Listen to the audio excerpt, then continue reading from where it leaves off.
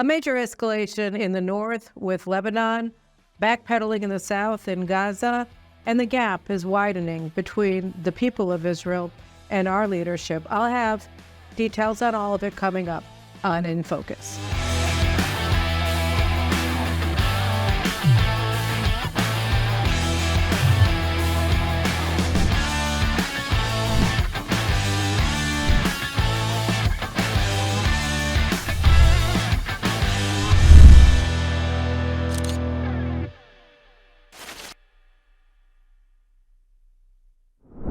Last week, we spoke in depth about the assassination of Hamas's chief strategist, Salah al-Aruri, in the Dakhia quarter in Beirut, and the Hamas offices there, ascribed widely to the IDF, and not denied by the IDF, by the way. And everybody was sort of waiting as that happened to see how Hezbollah was going to respond, and speculations. What do they want? Are they deterred? Are they not deterred? Do they want a war? Do they not want a war? How are they looking at this? Well, we got the answer sort of on Saturday, but it's not clear that we understood what they said. Saturday morning, Hezbollah used precision-guided advanced Kornet anti-tank missiles with a range of 8 to 10 kilometers and precision-guided suicide drones or attack drones to attack one of Israel's most important strategic sites in Mount Meron, about 10 kilometers from Lebanon. So this isn't a border community, it's back. And according to the reports, what the base is an air traffic control base that essentially controls the skies of the entire region. It's the eyes of Israel. It's the eyes of all of our Air Force, both from an attack perspective and also from an air defense perspective. And there are 3 big sort of radar balloons at the site, and the Hezbollah footage of the attack showed them hitting 2 of them. And the IDF, after some delay, acknowledged that there had been damage to this site, to this base, to this incredibly strategic base on Mount Meron. But they didn't say how much, and they said everything's fine and we have it all covered. So here's the thing. There is no proportionality in the famed term of leftist detractors of Israel. There's no proportionality between the assassination attributed to Israel of al-Aruri and the attack on the base at Mount Meron. One was a tactical victory, a tactical action that degrades Hamas's command and control string of authority, and the other one causes strategic damage to Israel. And I don't think there's anybody in the entire world who would look at that as anything other than a casus belli and a major, major escalation on the part of Hezbollah. It's not just an escalation, it's a hat tip. It explains what their goal is, and the goal of Hezbollah clearly is to prepare the ground for an invasion, for a major escalation in their missile attacks on Israel, etc. So this was a strategic strike against a strategic target that undermines Israel's ability to wage war and to prevent them from waging war. And again, we don't know the damage to the site, and hopefully it was minimal, but we do know that it was damaged, and we saw that they hit 2 very key targets there, so we don't know what that means, but we do know that what it means from Hezbollah's perspective is that this was not a dialogue with Israel. It wasn't that we did that and then they did this. We did something right here and they did something up here. So it's on a totally different level of operation. This is a strategic battlefield. This is a tactical one, and we have to see it as such. So it was clearly signaling that Hezbollah is not standing down. They're not deterred. They're not deterred by Israel's operations in Gaza and what we've done to Gaza, and they're not deterred by the Lebanese people who have made it very clear that they don't want to go to war. They don't care.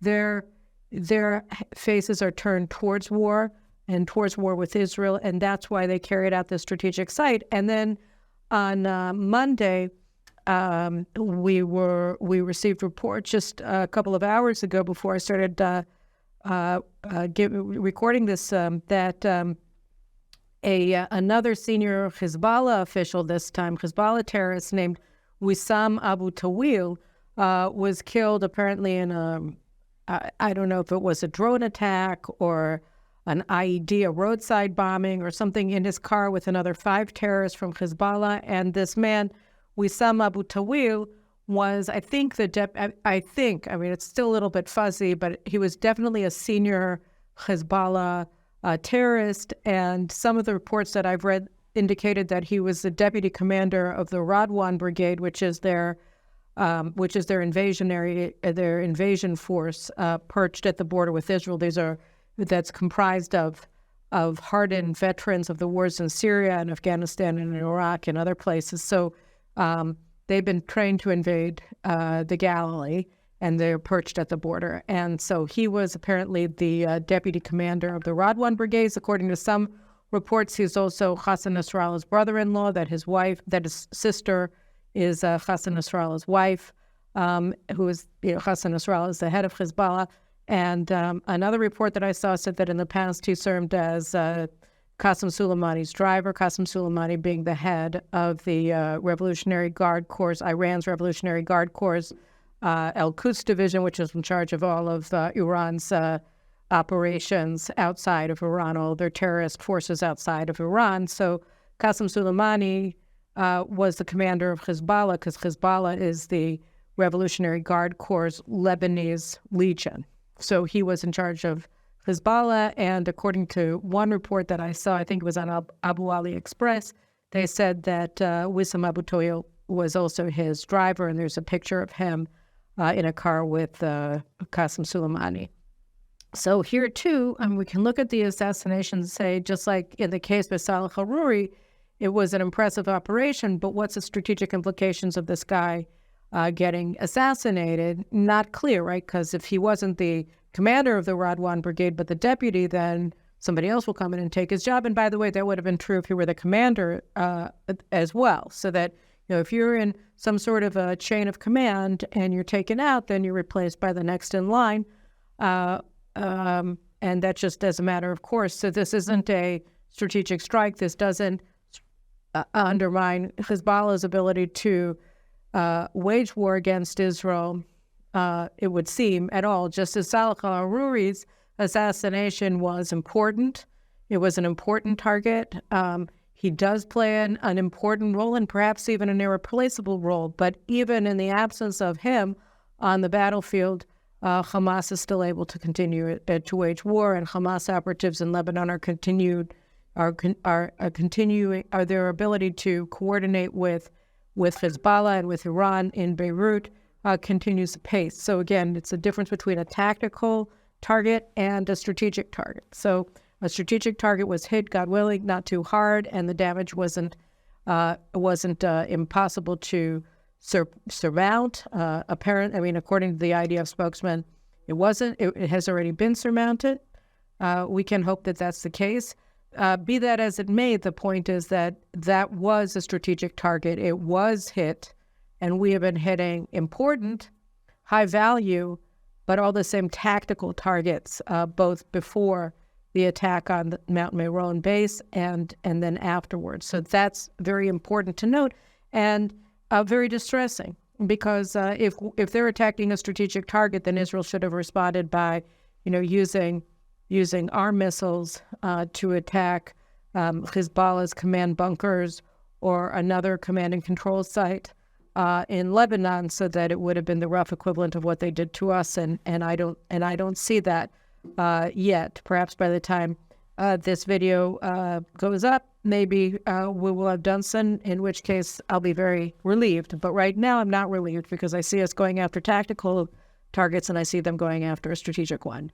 And that's the thing here in Lebanon is there's a big gap, not only in the targeting that Israel's carrying out, but also in the state of both sides on the border today in January, 3 months after the Hamas invasion and slaughter in southern Israel. And the difference between the two is really key to understanding what the problem is.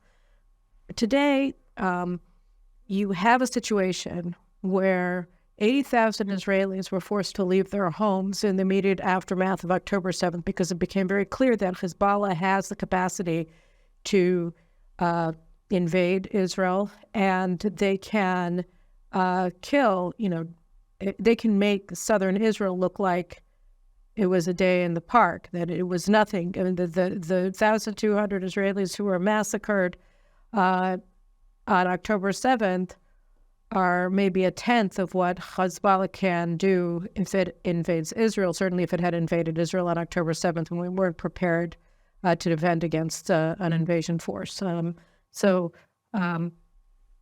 Hezbollah's forces south of the Litani River along the border with Israel are pushed back and destroyed, essentially, it will be impossible to live in the north. And that's why 80,000 Israelis were forced from their homes. And just today, very reasonably, Education Minister Yoav Kish said he doesn't see school resuming in these communities until the next school year. They're not coming back anytime soon. They can't come back until the threat is diminished. So the status quo in the north is impossible for Israel to accept. It's too dangerous for us to have civilians living in their homes in northern Israel. And the truth is, it's not just the 80,000. I would argue that there are, a few 100,000 additional Israelis who, if we had the ability to do so, we should have evacuated them as well, so long as we're not going after Hezbollah, because they're also, the road to them is open. So it's very dangerous, and it's too dangerous for them to go home. And so we need this war in order to diminish the threat in a significant way, the way that we're doing to Hamas and to its fellow terrorists and to the Gazan people who are part of Hamas in Gaza. We need to have a similar high-intensity operation inside of South Lebanon to physically remove Hezbollah forces from our border and to take away their ability to threaten Israel's very existence with their massive precision-guided missile and drone arsenals, and with their tens of thousands of battle-hardened terrorist fighters who, like their counterparts in Hamas, are trained to carry out genocide. That's their goal, is to wipe out the Jewish people in Israel and, by the way, throughout the world. Don't forget, it was Hezbollah that carried out the largest massacre of Jews in a single day, I think, until October 7th, which was the bombing of the Jewish Community Center, the Amia Center in Buenos Aires in 1994, where I believe that 87 people were murdered. So Hezbollah is against Jews worldwide, and it has the destructive force in Lebanon today to really carry out missile assault on Israel, whose lethal power will be equal to that of a nuclear bomb, but without the nuclear fallout. So the genocide would be the same. And its land forces, again, are trained to carry out genocide. So this is the situation that we're facing in the north, and the status quo under these circumstances is unsustainable from an Israeli perspective. And this brings us to the United States. From the outset, the United States, through its envoy, Amos Hochstein, has been, and this started actually before October 7th, and then it just escalated since. Amos Hochstein has this offer to essentially demarcate, he calls it to demarcate the land border between Israel and Lebanon. But of course, as I've mentioned in previous focuses, that land border was demarcated after Israel withdrew from its security zone inside of South Lebanon. We left on May 31st, 2000, and then throughout the month of June, Israeli officers went with UN officials and walked across the border, walked along the border from one end to the other to demarcate, to make sure that Israel had removed its forces from every square centimeter of Lebanese territory. And the UN approved that Israel had, in fact, left, and it was no longer in any Lebanese territory. So Hezbollah did not accept that demarcation of the border, not because it wasn't accurate, but because they wanted a casus belli. They wanted an excuse to continue to attack Israel, as they continued to do beginning in October of 2000, when they murdered and kidnapped the bodies of 3 IDF soldiers on Mount Dov in the Golan Heights along the border with Syria. And so and Lebanon, it's a tri-border area between Israeli Golan Heights, the Syrian Golan Heights in Lebanon. And it came in on October 3rd, 2000, and they killed our soldiers and stole their bodies back to Lebanon. So that the casus belli was they claimed that we hadn't left all of Lebanese territory. And one of the things that they claimed was Mount Dov, which was part of the Golan Heights, was never part of Lebanon. So the UN said, no, that's actually Syrian territory, not Lebanese, because they don't recognize Israel's sovereignty over the Golan Heights. But the UN was clear, no, that's not part of Lebanon. And then the United States in 2019 or 20, Donald Trump recognized Israeli sovereignty in the Golan Heights. So, it's not just Israel saying it's Israeli territory, it's the United States of America saying it.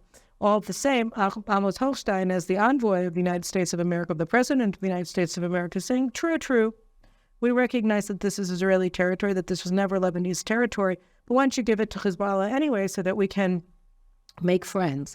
Not just there, but there are 14 points along the border between Israel and Lebanon from west to east that Hezbollah is claiming are Lebanese territory, and it's not. And some of these, like Mount Dov, like Israel can't give them away without just basically saying, okay, fine, we give up.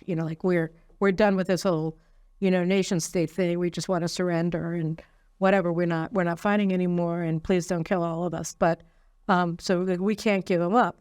And yet that's what the U.S. diplomatic offer is. And then in exchange for that, they say that Hezbollah will remove its forces from the border. That's not credible for 100 reasons, one of which is that there's no force in Lebanon that's going to remove them from the border, just as they weren't removed from the border along the lines they were required to do so in the ceasefire deal that ended the Second Lebanon War in 2006. It's called UN Security Council Resolution 1701. It was never implemented because Hezbollah never agreed to implement it. And who is the Lebanese armed force to try to get Hezbollah to do anything? Hezbollah is way more powerful than the Lebanese armed forces, and the UN forces there that are supposed to enforce the ceasefire are just a joke. So, Hezbollah killed 2 of them, and that was the end of that. Like, they weren't patrolling anymore unless they were doing with Hezbollah. So the whole thing is a joke. At any rate, the United States comes in with this deal. They call it a diplomatic solution, which really is just an Israeli full-on capitulation to Hezbollah. And then Hezbollah agreeing to a lie that everybody knows is a lie, which is that they'll remove their forces. But in the meantime, it maintains all of those forces equipped with their weapons, with their training, and their missiles remain in place, and they can be launched at any time. So this just keeps the threat there and suspends the current low-intensity war that's been going on since October 7th until a time and a place that Hezbollah chooses to end that suspension and invade Israel. So this is not a deal that Israel can accept because we can't bring our civilians back under those circumstances, and we can't have a situation where northern Israel is uninhabitable, because that basically means, as the mayor of one of the towns that's been evacuated called Margaliot, it's a moshav, it's a collective farm, he said, look, right now it's not us that has a security zone inside of Lebanon, it's them that have a security zone inside of Israel, because northern Israel, the border zone is uninhabitable, and we only have military forces there. So this is not going to be a possibility. And yet that's American policy. And Tony Blinken, who's coming here to Israel today, Monday, on January 8th, he's saying, okay, look, you need to have a ceasefire in the south so that we can then get a ceasefire in the north. Maybe, but we don't want a ceasefire in either places. We're still in the middle of a war.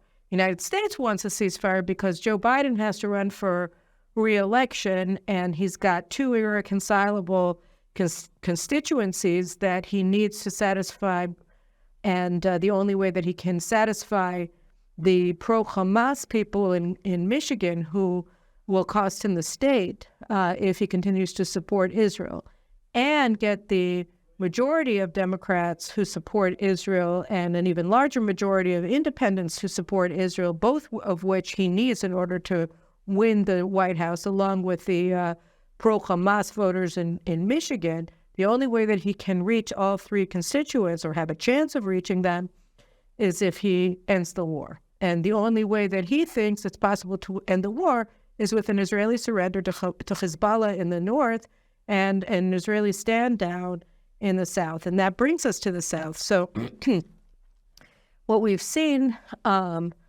and people have been warning about this, is that over the past, I don't know, week or two, maybe more, I don't know, the IDF has been decreasing its force levels in northern Gaza. If you guys remember when Israel started the ground operation, I think around October 20th, although I don't want to get caught up on it. It was November 4th, sorry. When we launched our ground operation on November 4th, we launched it in northern Gaza. It was just in northern Gaza, and then it later expanded to central Gaza. And now the focus of the operation is in Khan Yunis, and we're looking towards Rafah, which is the border community that connects Gaza with Egypt. And we need to have both of those areas under full Israeli control before we can start talking about, whether we've reached the end of the beginning of this war. So northern Gaza was the first place that Israel operated in full force, and they received the brunt of the aerial bombing campaign before the Americans came in and started saying that, threatening to condition the supply of ordnance for our Air Force to us not using any. So a lot of damage was done in northern Gaza, and the people in that area, about 1 million of them, were told to move south. And now they're stuck there because the United States won't apply any pressure to Egypt to let them actually leave, which is what the hundreds of thousands of them would like to do if they only had the opportunity. But 1 million of them left, and much of what they left was ruined, so it's uninhabitable. Some of the areas are less ruined than others, and what we're finding now is that as the troop levels go down, or there's always a place to find shelter there that wasn't ruined, more to the point, as the troop levels have gone down, the stream of Gazans coming back north is growing, and that's quite dangerous because my guest that I just interviewed now, and that you'll be seeing my conversation with him, Gilad Ach, who's a major in reserves, and I'll get to him in a second, but he talked about in the show that you'll be watching soon that every single house in Gaza is a Hamas house. Like the population of Gaza and Hamas are one. I mean, every house that IDF forces have gone into in Gaza has RPGs or Kalashnikovs or tunnel entrances or all of them. So Gaza itself is just Hamas, and Hamas is all of Gaza. So they know where these weapons are more than our soldiers do. And what we're seeing now is in this stream of civilians coming back are a lot of Hamas terrorists, and they come as civilians with their wives and kids who are also supporters of Hamas, and they serve as spotters and as human shields and all of the rest of it for the trigger pullers. They're coming back and they're getting their guns and they're reinstating their operations against Israel so that you get them out, but then when you allow them to come back in, they just restart because why not? So they're not defeated. So our great achievement that we've achieved at such cost, our tactical on the ground in northern Gaza, is being whittled away very quickly because of the stream here. And here you can see footage of the market in Jabalia, which was one of the towns that was sort of emptied of its population, that its population left during the earlier stages of the fighting, the more high intensity. Now look at the market. This was taken on Friday, and it feels like peacetime, like there's nothing going on. And inside of this crowd are a lot of Hamas terrorists, and you don't know what else is going on that we don't see in terms of getting their weapons that are still hidden, and they know where they are, and our soldiers haven't found or going into the tunnels that we haven't uncovered and blown up. So, I mean, this is not an innocent scene. This is the reinstatement of the Hamas war machine under the cover of the IDF forces, and this is a problem. I'm writing about this now for JNS. Defense Minister Yoav Gallant gave this interview to the Wall Street Journal. It came out on Monday, today, on January 8th.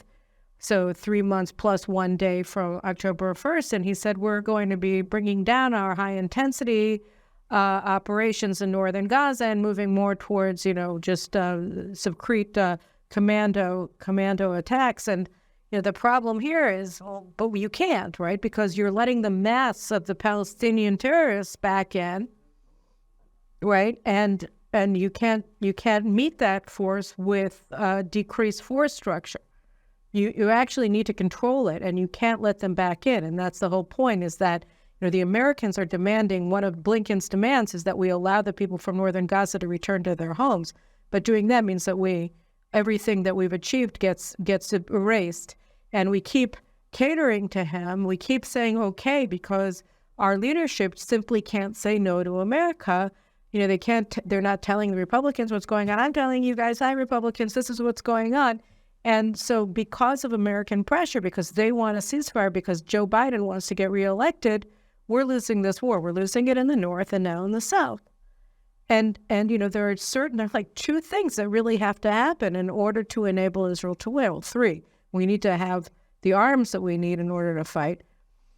We need to lay siege on Gaza. We have to stop with this humanitarian assistance, or to the extent that it comes in, it has to be completely controlled by Israel from the minute that the stuff comes in under our control until it's distributed, and determining who gets to distribute, who gets the aid has to be done by Israel, and only when we have the bandwidth to do it.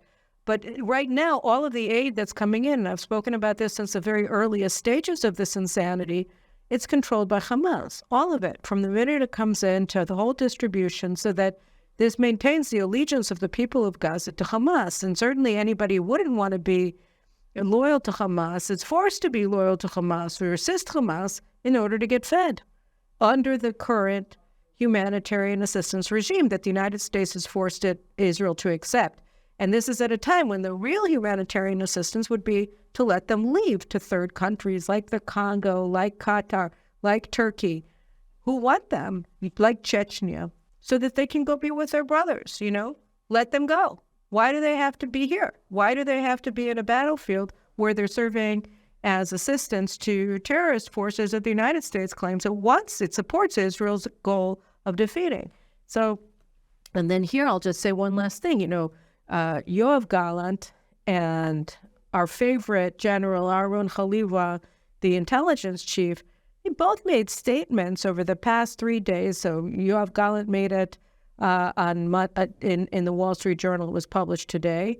And Haliva gave it in a speech to cadets graduating from intelligence officer course on Thursday.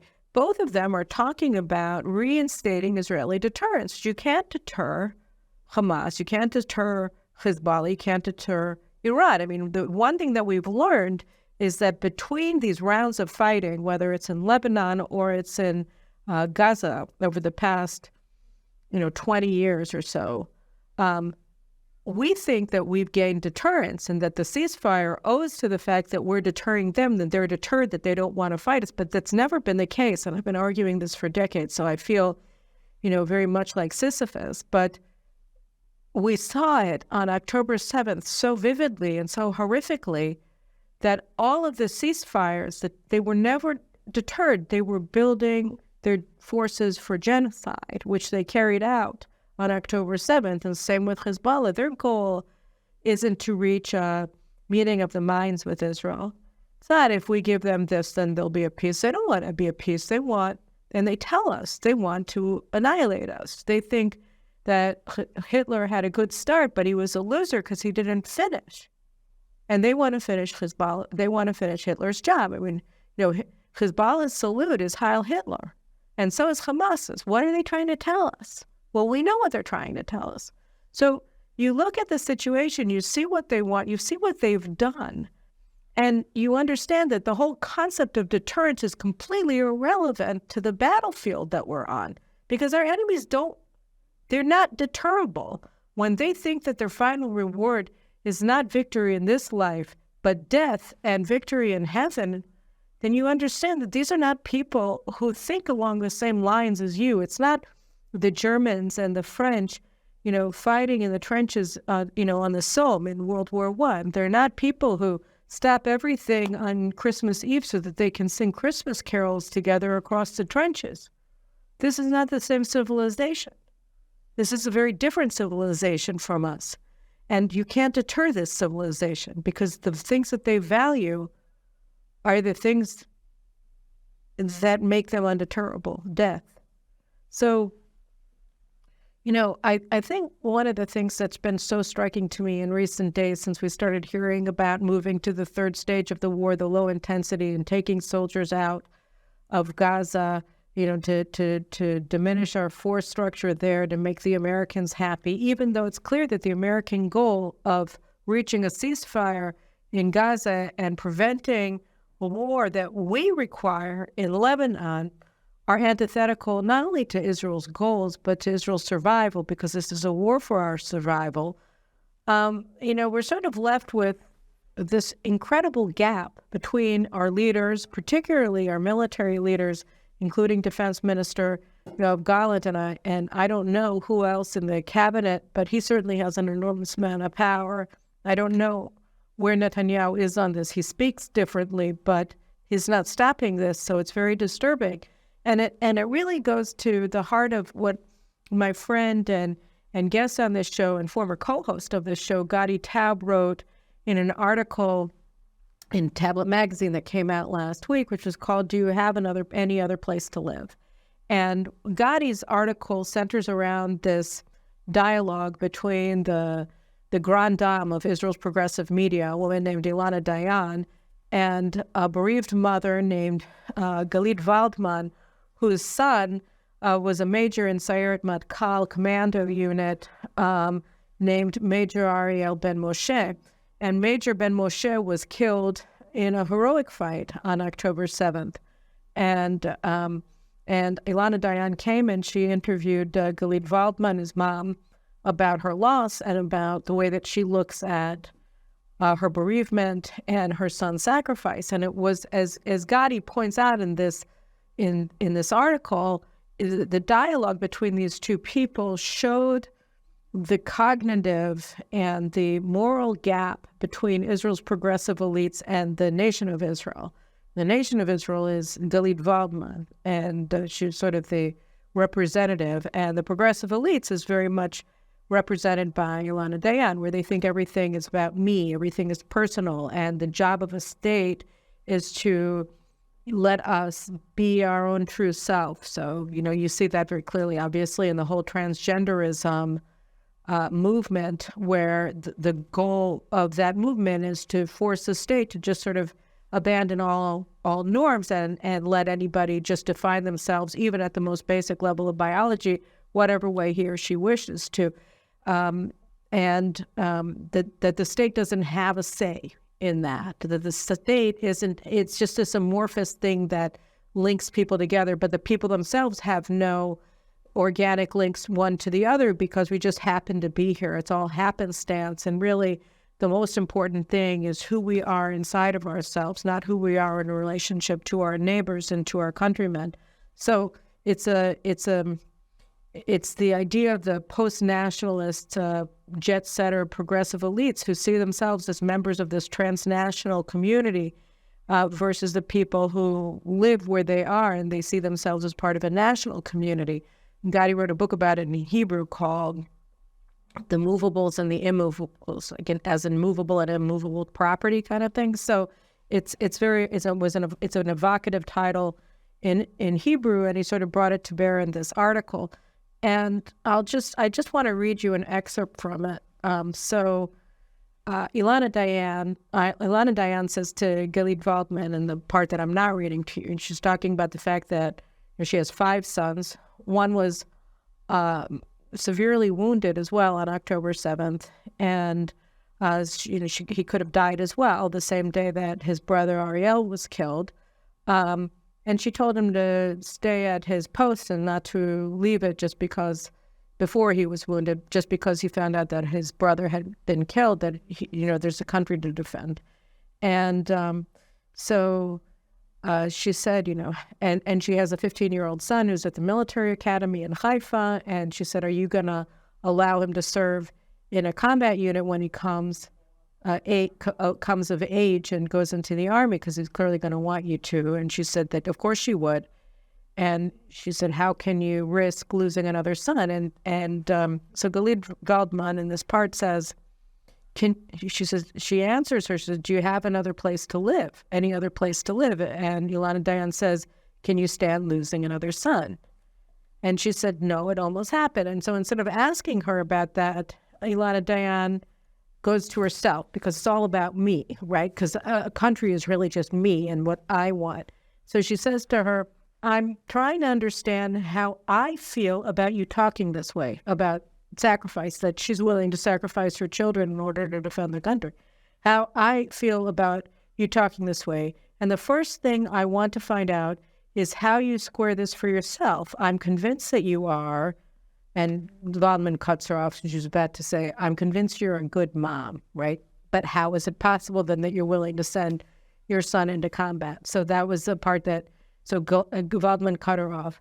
And so Waldman says to her, I'm taking charge of the situation, because she was talking about how proud she was of her son Ariel. Major Ariel Ben Moshe was killed. She said, I'm taking charge of the situation. And so then Ilana Dayan says to her, no, you're proud to death, as in to death of your son? And Galit Waldman says, yes. And then Ilana Dayan says, but how do you reconcile this pride with the pain of losing? Like, isn't the pain too great for you to feel pride in your son's sacrifice for the country? And she said, and Galit Waldman says to her, there's a time for everything. There's a lifetime for mourning. Now we need to win. And Ilana Dayan says to her, but you don't need to win. And Galit Waldman says to her, I need to win. And so Gadi points out here, that that's the difference, that if you are a patriot, if you understand, as the vast majority of Israelis do, that our lives are tied up with the survival of this country, then you understand that we have to be willing to pay the most horrible personal costs in order to protect it. Because again, we've talked about this as well. On October 7th, what happened? It wasn't just that Hamas invaded. It was that the IDF disappeared. It wasn't there. They didn't protect us. The people of Be'eri waited until the afternoon until the IDF came. And Neil Oz, we were talking about hours where the slaughter was just going on, and these civilians were slaughtered in their homes and taken hostage in Gaza, and the army wasn't there. The state disappeared. Everything that we believed in was gone. And, it's because they attacked the Gaza division and they weren't able to organize and put out the forces. They were able to attack the Gaza division because the army went to sleep and went on vacation. They weren't thinking that it was their job, that we were at such risk. And so we saw the army disappeared for a morning, and we had a Holocaust. So when you look at that, it's obvious that this army, our army, needs to win this war, not to create deterrence, which is imaginary, which means nothing when you're talking about death cults. We actually have to defeat them. And the people of Israel understands that. Maybe it's because we're not talking to Tony Blinken every day. Maybe it's because we're not getting harangued by President Joe Biden every day. Maybe it is. But I think that what our leaders need to understand is that, with all due respect to anybody, the people they have to listen to are the Galit Waldmans of Israel. And this brings me you saw 2 weeks ago, I had the Mothers of Warriors on the show. We were talking about how, what has to happen for us to win and how they're not willing to lose. And my guest today, Gilad Ach, he's organized a protest tent of reservists who were released. And instead of going home to their wives and families, they're men who have been fighting for 90 days. They're going to his protest tent at the Knesset in order to demand that we win. And, there are all of these groups of bereaved parents who are demanding victory, of parents of hostages who are demanding no negotiations and fight to victory as the only way to rescue their children. And you have the refugees from the Galilee and from the Negev who refuse to go home until we've won the war. And the government saying to people in Sderot across the border from Gaza that were invaded on October 7th, oh, it's safe, you have to go back. Like, no, you haven't won yet. And then you see all of the marketplace in Jabalia and all the people going back to their homes when Israel hasn't seized the underground tunnels in northern Gaza. And you say, you guys have a contract. You broke it on October 7th. We're not letting you break it ever again. And I think, that as the government hems and haws under an avalanche of an American pressure campaign, the people of Israel are going to start rising more and more to the front in their demand for total victory, because we don't have any other choice. We need to win. Anyway, those are my thoughts, and I'll talk to you again later this week. Take care.